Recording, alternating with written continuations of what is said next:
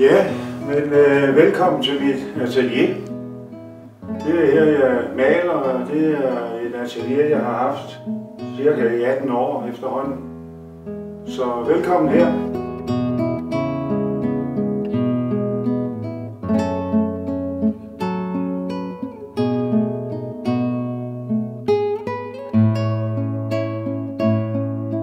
Når jeg laver skulpturer, stort set alle mine skulpturer, har jeg lavet ud fra et stærkt kristent symbol. For eksempel så laver jeg sådan nogle stenkors, og jeg vil gerne gøre det rustikt og stærkt og ægte.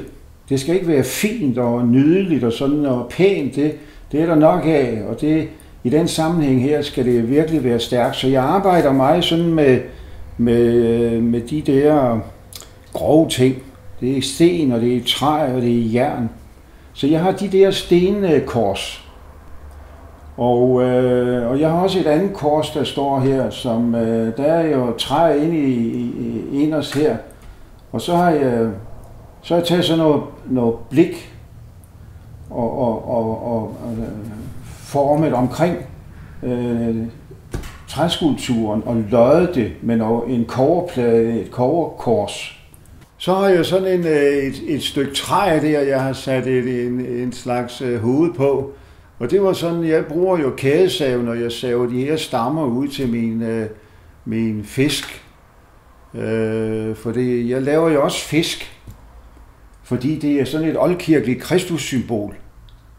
Fordi de første kristne var forfulgt, og så skulle de finde nogle tegn og symboler, de kunne bruge, når de sådan mødte hinanden, og som også for at undgå alle de fjender, der lurede på dem. Og så valgte de fisken, fordi ordene Jesus Kristus, Guds søn, frelseren, som jo var afgørende ord for den, så tager det første bogstav i hver det ord, så får man det græske ord iktys, som betyder fisk. Og derfor blev fisken et stærkt Kristus-symbol.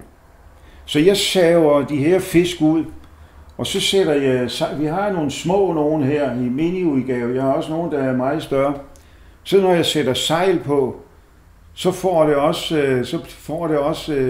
det bliver til et skib. Og det er jo igen vigtigt for et vigtigt symbol som et billede på vores livssejlads.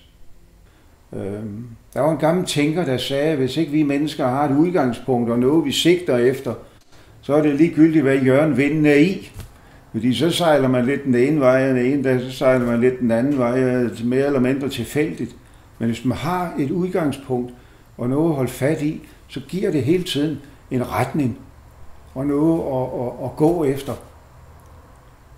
Og det har jeg sådan set faktisk bestemt for mit eget liv, at det skal være udgangspunkt skal være livsbekræftende, med udgangspunkt i det kristne påskebudskab, som er opstandelse og livsbekræftende.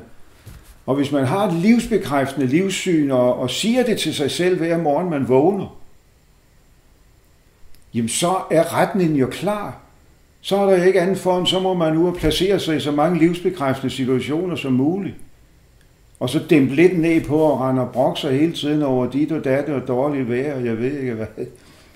Jeg har lavet en skulptur, hvor Jesus står og spiller harmonika. Og det kan godt være, at det falder nogen for brystet, men det er for at sige, at det er livsbekræftende. Lad os da få noget harmonikamusik som et billede på, at det skal ud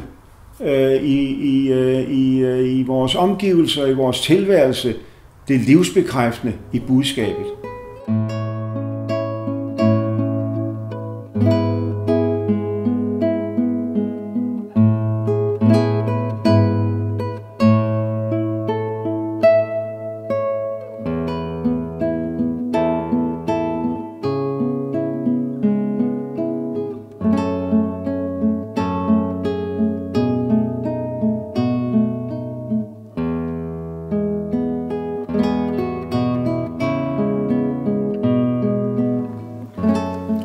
Ja, velkommen herude til Råhøjgård i Staustrup, hvor jeg har mit grovværksted, hvor jeg laver mine skulpturer.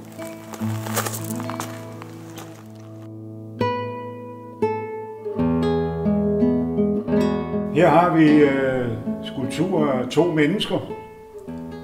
Og det er jo med menneskeliv sådan, at det skal helst kunne ses på os. Og det kan man også godt se på de her mennesker, at de har levet livet. Her har vi så en af mine andre skulpturer. Det er faktisk en døbefont. Og her har vi selve fundamentet. Og der kan man sige, at der er 3 stolper på alle sider. Og det kunne så være et billede på Gud Fader, Gud Søn og Gud Helligånd.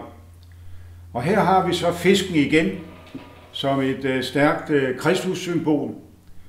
Og igen 3 sejl her, der gør, at det også bliver til et skib og et billede på vores livssejlads.